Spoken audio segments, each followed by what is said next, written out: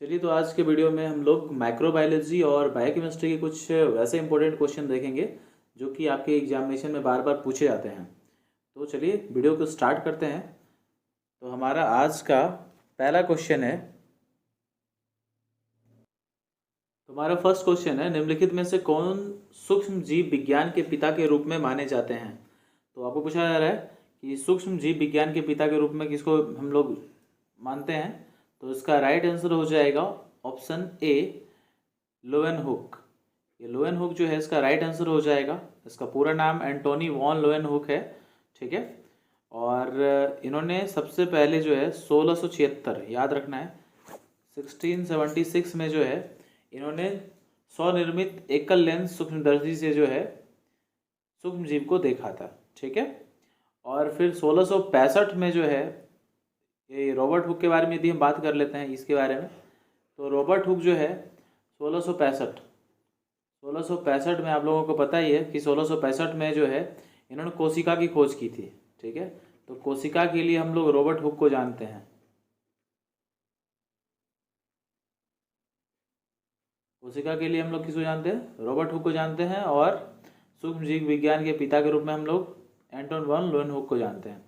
अभी तो हम लोग लुईस पास्चर के बारे में बात कर लें तो लुईस पास्चर टीकाकरण के लिए, किण्वन के लिए, पेस्टराइजेशन के लिए, ठीक है। तो आपको याद रखना है, यानी माइक्रोबियल फर्मेंटेशन, पेस्टराइजेशन और वैक्सीनेशन, इन सब के लिए लुईस पास्चर को हम लोग जानते हैं, ठीक है। और यदि बात किया जाए फादर ऑफ बैक्टीरियोलॉजी पूछा जाए, तो जीवाणु विज्ञान के जनक यदि पूछा जाएगा तो वहाँ पे क्या हो जाएगा हमारा? लुईस पास्चर, ठीक है। अब यदि हम बात कर लेते हैं रॉबर्ट कोच के बारे में, तो रॉबर्ट कोच जो है, रॉबर्ट कोच को हम लोग, कोच जो है वो ट्यूबरक्लोसिस, हैजा, इन सब के लिए जो है रॉबर्ट कोच को जानते हैं। इन सब के डिस्कवरी के लिए जो है रॉबर्ट कोच रिस्पॉन्सिबल है, ठीक है। और आधुनिक सूक्ष्म जैविक का जनक भी जो है रॉबर्ट कोच को माना जाता है, तो ये याद रखना है आपको, ठीक है। और कई बार बायोकेमिस्ट्री से पूछा जाए कि बायोकेमिस्ट्री जो है यानी जैव रसायन जो है उसके फादर यदि पूछा जाएगा, तो जैव रसायन के फादर जो हो जाएंगे वो हो जाएंगे कार्ल न्यूबर्ग, ठीक है। वो याद रखना है, जो कार्ल न्यूबर्ग है,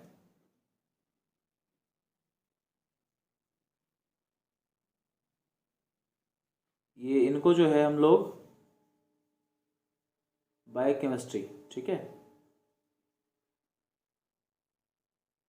बायोकेमिस्ट्री के फादर के रूप में उनको हम लोग जानते हैं, ठीक है। चलिए नेक्स्ट क्वेश्चन देख लेते हैं, क्वेश्चन नंबर 2।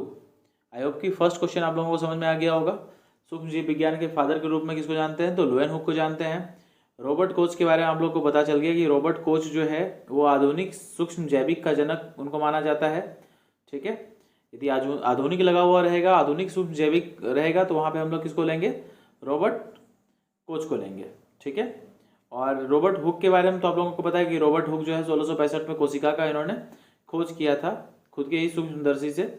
और लुईस पास्चर का तो काफ़ी नाम सुना होगा आपने, वैक्सीनेशन के लिए, माइक्रोबियल फर्मेंटेशन के लिए, पेस्टराइजेशन। ये पेस्टराइजेशन जो है, पाश्चुकृत जो होता है, वो इनके नाम से रिलेटेड ही है, लुईस पास्चर, ठीक है। तो चलिए क्वेश्चन नंबर 2, जीवाणु विज्ञान के पिता के रूप में कौन माना जाता है? तो इसका राइट आंसर हो जाएगा ऑप्शन सी, लुईस पास्चर, ठीक है। लुईस पास्चर को जो है जीवाणु विज्ञान के पिता के रूप में भी माना जाता है, ठीक है। अब नेक्स्ट क्वेश्चन देख लेते हैं, क्वेश्चन नंबर 3। कौन चिकित्सा सूक्ष्म जीव विज्ञान के पिता के रूप में माने जाते हैं? तो चिकित्सा सूक्ष्म जीव विज्ञान है, तो यहाँ पे इसका राइट आंसर हो जाएगा ऑप्शन डी, रॉबर्ट कोच, ठीक है। रॉबर्ट कोच को जो है चिकित्सा सूक्ष्म जीव विज्ञान के पिता के रूप में जाना जाता है, ठीक है। चलिए क्वेश्चन नंबर 4 देख लेते हैं। क्वेश्चन नंबर 4 क्या है? आपको पूछा जा रहा है कि शब्द वायरस किसके द्वारा गढ़ा गया था। ऑप्शन यहाँ पे जो दिए हुए हैं उसके अनुसार से यदि हम लोग देखें तो इसका राइट आंसर हो जाएगा ऑप्शन बी, इवान विस्की, ठीक है। ये इसका पूरा नाम यदि हम लोग देखेंगे, दिमित्री इवान विस्की, ठीक है। उन्होंने 1892 को जो है सबसे पहले वायरस का के ऊपर प्रयोग किया था, ठीक है। लेकिन ये शब्द जो है ये किसके द्वारा दिया गया था, तो वेजरनिक के द्वारा दिया गया था, मार्टिनस वेजरनिक। ये आपको याद रखना है, यहाँ पे ऑप्शन है नहीं वो, ठीक है, मार्टिनस वेजरनिक। ये मार्टिनस वेजरनिक के द्वारा जो है यहाँ पे वायरस शब्द का इस्तेमाल किया गया था, ठीक है। तो उस समय से फिर वायरोलॉजी की शुरुआत हो गई थी, माना जाता है कि उस समय से वायरोलॉजी की शुरुआत हुई। तो सबसे पहले तो आपको याद रखना है कि जो वायरस है अस्तित्व का पहला प्रमाण जो है उन फिल्टरों के प्रयोग से मिला जिसमें बैक्टीरिया को बनाए रखने के लिए पर्याप्त छोटे छिद्र थे, ठीक है।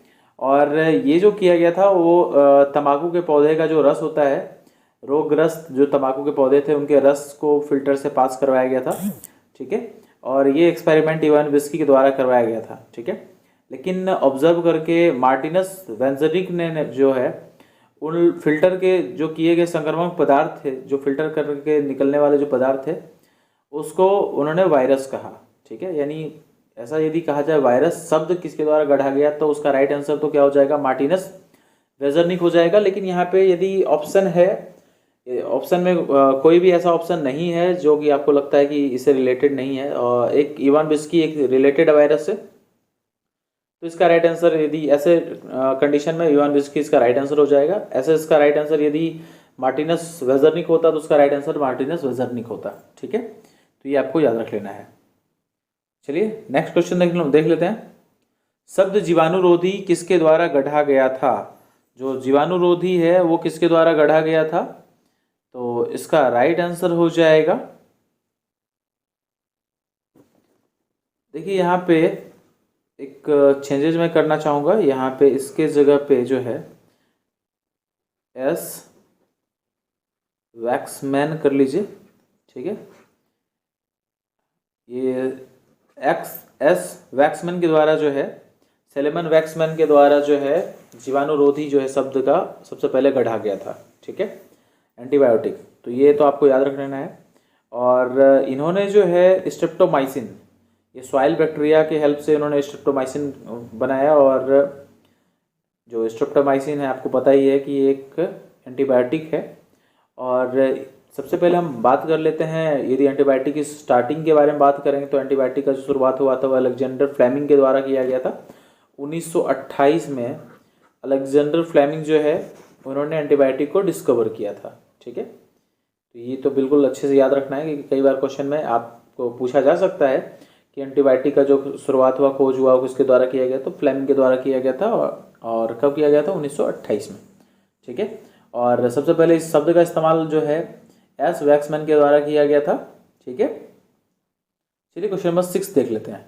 डीएनए की दोहरी हेलिक्स में कौन से 2 किस्में हैं? देखिए जो डबल हेलिक्स मॉडल होता है डीएनए का, तो उसमें क्या होता है डबल हेलिक्स में जो ऑप्शन ए है इसका राइट आंसर हो जाएगा। पहला तो ये सही है कि एक आम धुरी के आसपास कॉइल्ड संरचना होती है, ठीक है। तो डबल हेलिक्स कहने का मतलब ये होता है, डीएनए की जो डबल हेलिक्स मॉडल है इसलिए होता है क्योंकि वहाँ पे वो बिल्कुल मुड़ी हुई सीढ़ी जैसे दिखता है ये, ठीक है। और इसमें क्या होता है, एक अणु में 2 धागे एक दूसरे के जो होंगे चारों ओर लिपटे होते हुए हैं, ठीक है। और जैसे कि एक मुड़ी हुई सीढ़ी हो, जहाँ प्रत्येक धागे में क्या होता है, एक रीढ़ होता है जिसमें फॉस्फेट और शर्करा समूह शामिल होता है। तो ये याद रखना है, ठीक है। आपने देखा होगा कभी जो डबल हेलिक्स मॉडल होता है वो आपको बिल्कुल ऐसा ही दिखेगा, ठीक है।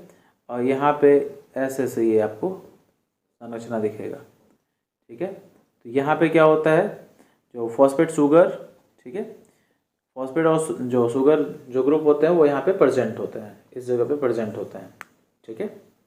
और जो आधार होता है वो नाइट्रोजनियस बेस होता है, ठीक है। बेस किसका होता है? तो नाइट्रोजनियस बेस होता है, ये आपको याद रखना है, ठीक है। चलिए नेक्स्ट क्वेश्चन देख लेते हैं।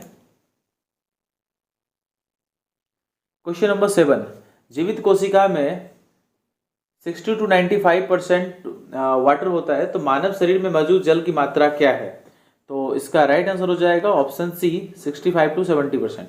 यानी हमारे बॉडी में जो है, ह्यूमन बॉडी में 65 से 70% जो होता है वो क्या होता है, वाटर होता है। ठीक है, चलिए क्वेश्चन नंबर 8 देख लेते हैं।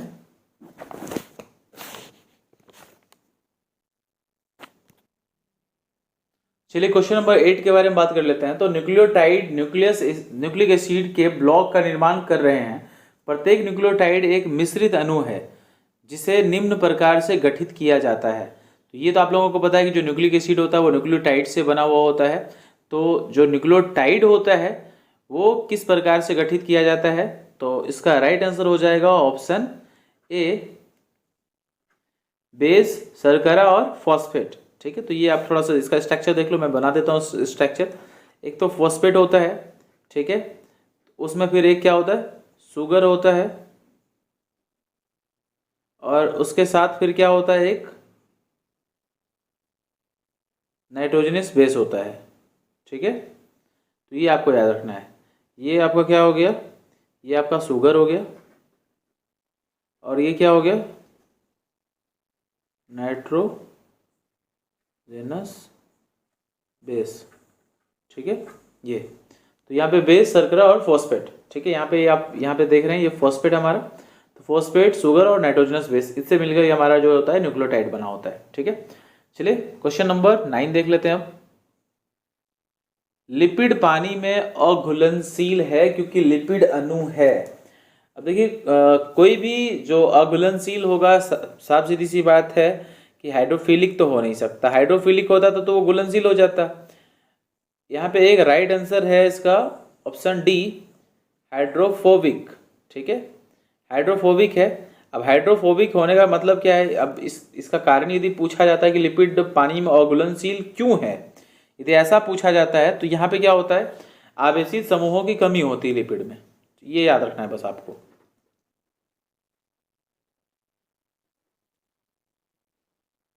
आवेशित समूहों की कमी।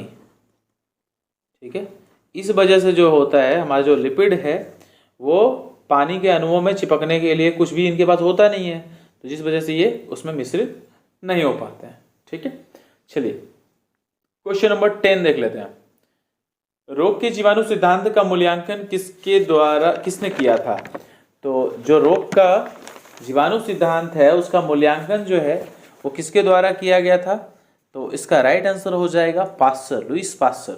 ठीक है, ऑप्शन बी।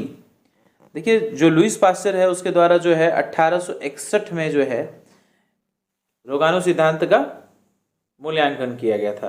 ठीक है, आपको याद रखना है कि रोग के जो जीवाणु सिद्धांत है उसका मूल्यांकन लुईस पास्चर के द्वारा किया गया था। कब किया गया था, 1861 में किया गया था। ठीक है, उन्होंने सूक्ष्म जीवों और रोगों के बीच संबंधों को प्रदर्शित करने के लिए बहुत सारे प्रयोग भी किए। ठीक है, चलिए अब नेक्स्ट क्वेश्चन देख लेते हैं। क्वेश्चन नंबर 11 देख लेते हैं। वायरस पहली बार किसके द्वारा खोज की गई थी, इसके बारे में हमने बात किया था ना कि खोजा किसी ने, और फिर उसके बाद उस टर्म को, वायरस टर्म जो है, शब्द जो है उसका, वो किसी और के द्वारा दिया गया। तो खोजा किसके द्वारा गया था, तो इवान विस्की द्वारा। तो उसका राइट आंसर इवान विस्की हो जाएगा। लेकिन जो मार्टिनस बेजर्निक थे उनके द्वारा उस शब्द मतलब वायरस शब्द का प्रयोग पहले किया गया था। ठीक है, चलिए क्वेश्चन नंबर 12 देख लेते हैं अब। बैक्टीरियोफेज का विस्तार से अध्ययन किनके द्वारा किया गया था।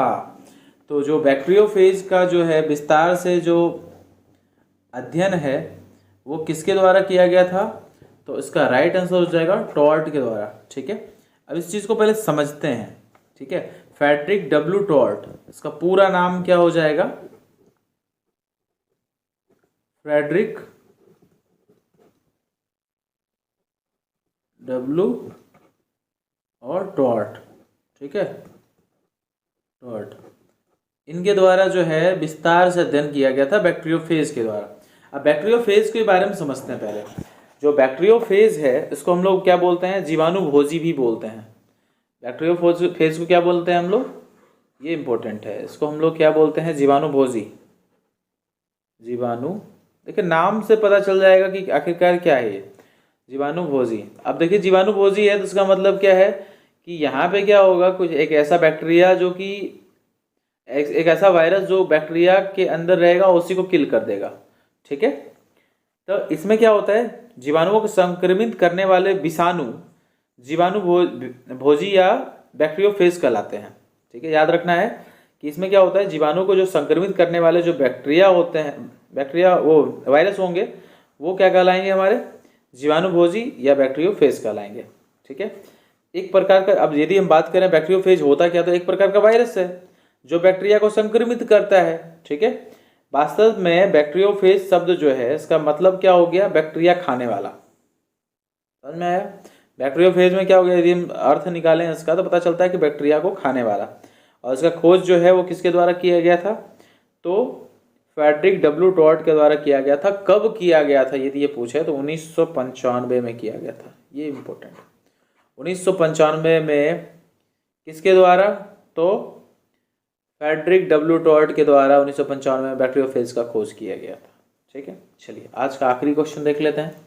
हमारा आज का आखिरी क्वेश्चन है, बैक्टीरिया पहले किसके द्वारा खोजा गया था।